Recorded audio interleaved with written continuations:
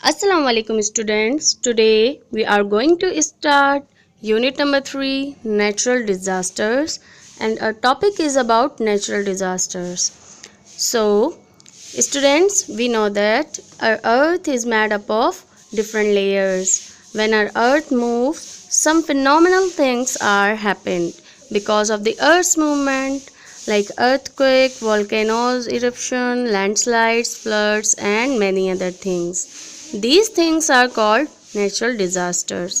Students, ये ऐसी कुदरती आफतें हैं जो इंसान के जानी और माली नुकसान का सबब बनती हैं. फॉर एग्ज़ाम्पल, 8 अक्टूबर 2005 को पाकिस्तान के नॉर्दर्न एरियाज़ में जो अर्थक्वेक आया उसने बहुत जानी और माली नुकसान किया. So it was natural disaster and these types of disasters occur suddenly without any warning. Students, ये कुदरती आफतें इतनी सडन होती हैं कि लोगों के पास इनसे बचने या किसी सेफ प्लेस पर मुंतकिल होने का टाइम नहीं होता और ये उनके जानी और माली नुकसान का सबब बन जाती हैं. स्टूडेंट्स, दुनिया में जितनी भी कंट्रीज़ हैं वो टाइम टू टाइम ऐसे नेचुरल डिज़ास्टर्स को एक्सपीरियंस करती रहती हैं.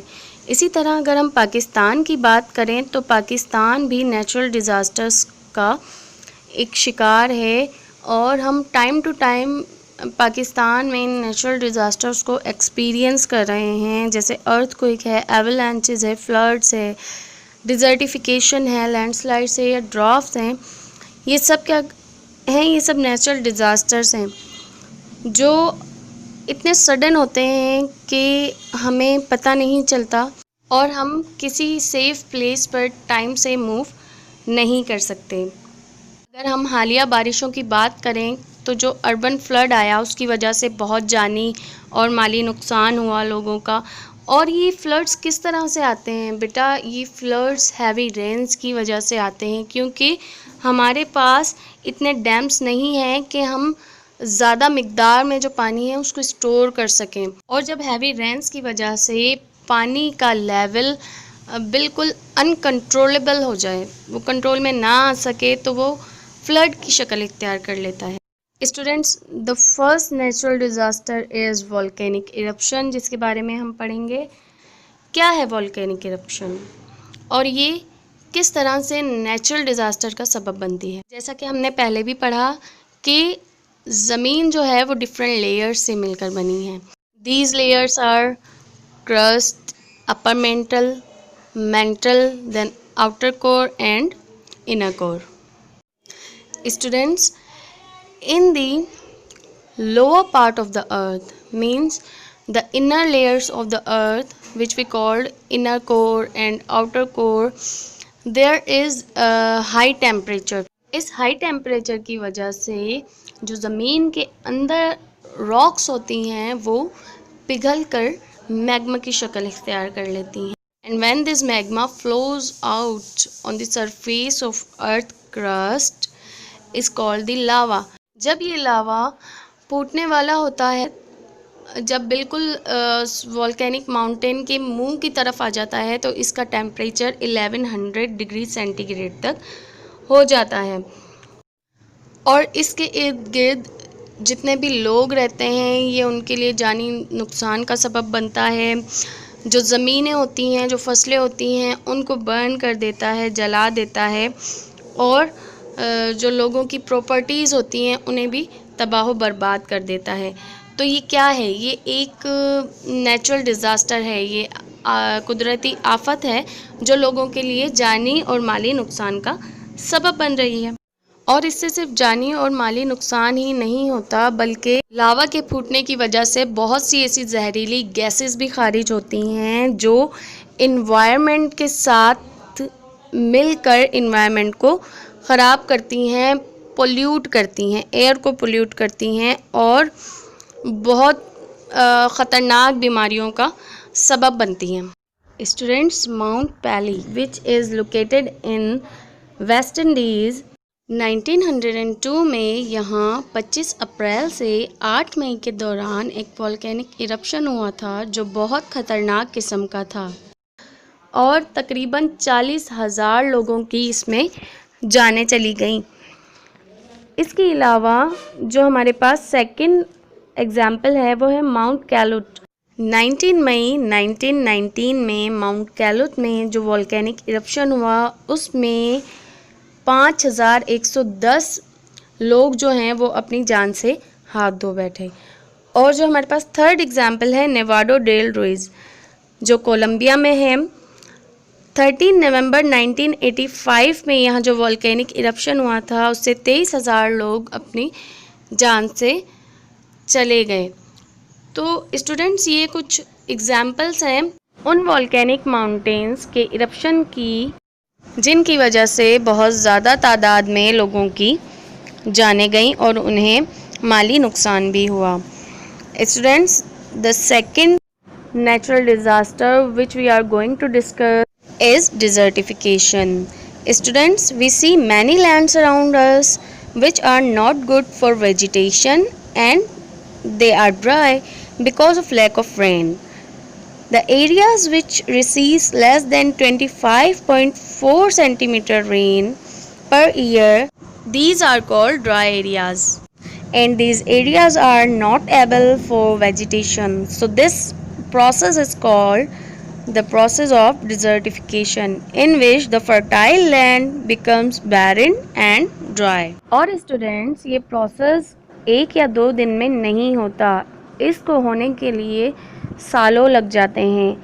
یہ ڈیزرٹیفیکیشن ہوتی کس وجہ سے؟ اسٹوڈینٹس کیونکہ یہ ایک ڈیزاسٹر ہے تو اس کے دو سبب ہیں۔ یہ کسی کلائمیٹک کنڈیشن کے چینج ہونے کی وجہ سے ہو سکتی ہے اور ڈفرینٹ ہیومن ایکٹیویٹیز کی وجہ سے بھی، جیسے درختوں کو لکڑی حاصل کرنے کے لیے کاٹ دینا، یا جب اینیملز ڈفرینٹ لینڈ سے اپنی غذا حاصل کرتے ہیں تو وہ ان فصلوں کو تباہ کر دیتے ہیں اپنی غذا حاصل کرنے کے لیے، پر صحیح طرح سے کاشتکاری نہیں کی جاتی۔ تو یہ سب کیا ہیں؟ یہ ہیومن ایکٹیویٹیز ہیں جن کی وجہ سے ڈیزرٹیفیکیشن ہوتی ہے۔ اور اگر ہم کلائمیٹک چینج یا دوسرے ایسے نیچرل تھنگس کی بات کریں جن کی وجہ سے ڈیزرٹیفیکیشن ہو رہی ہے تو ان میں سب سے پہلی جو چیز ہے وہ ہے لیک آف رین، مطلب بارشوں کا بہت زیادہ مقدار میں نہ ہونا، یا پھر پانی میں بہت زیادہ نمکیات کا ہونا، یا پانی کا بہت زیادہ مقدار میں ہونا۔ ان کی وجہ سے بھی کیا ہوتا ہے، جو فرٹائل لینڈ ہوتی ہے وہ ڈیزرٹیفیکیشن کا شکار ہونا شروع ہو جاتی ہے، بنجر ہونا شروع ہو جاتی ہے۔ تو ڈیزرٹیفیکیشن کیا ہے؟ ایک سیریس تھریٹ ہے ایگریکلچر اور ہیومن سیٹلمنٹس کے لیے۔ جب ڈیزرٹیفیکیشن ہونے لگ جاتی ہے، جب زمین بہت زیادہ بنجر ہونے لگ جاتی ہے تو پھر وہ جانوروں کے مرنے، ایگریکلچر لینڈ ختم ہونے اور پانی کی کمی کا شکار ہو جاتی ہے۔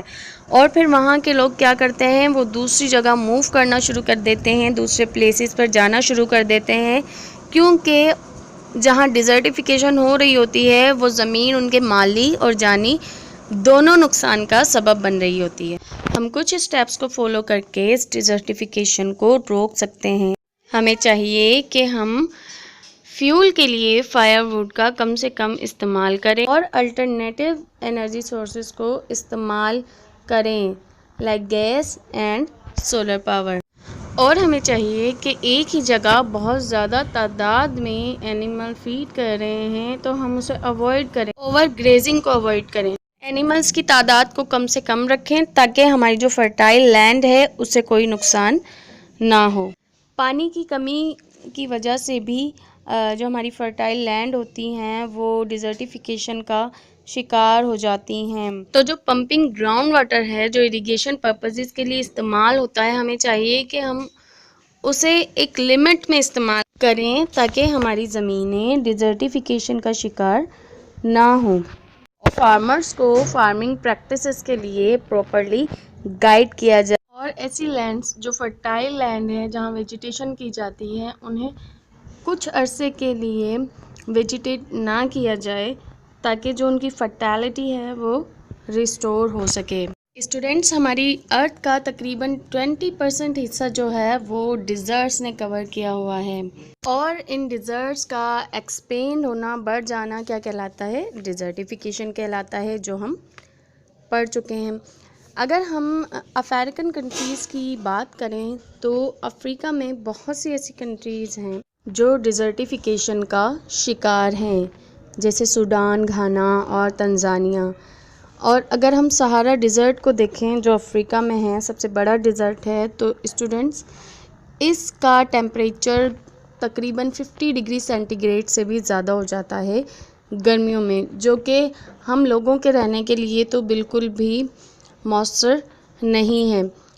اس سے بہت زیادہ جانی اور مالی نقصان ہوتا ہے۔ کسی زمانے میں یہ بہت پاپولیٹڈ ہوتا تھا، لیکن اب یہاں کلائمیٹک کنڈیشنز کے چینج ہونے کی وجہ سے گرمی بہت زیادہ ہوتی ہے، up to 50 degree centigrade. اسی وجہ سے یہ ڈیزرٹیفیکیشن کا شکار ہو گیا ہے اور ایک بہت بڑے ڈیزرٹ میں چینج ہو چکا ہے۔ Students, I hope you understand all the things. Now read page number 13 to 15.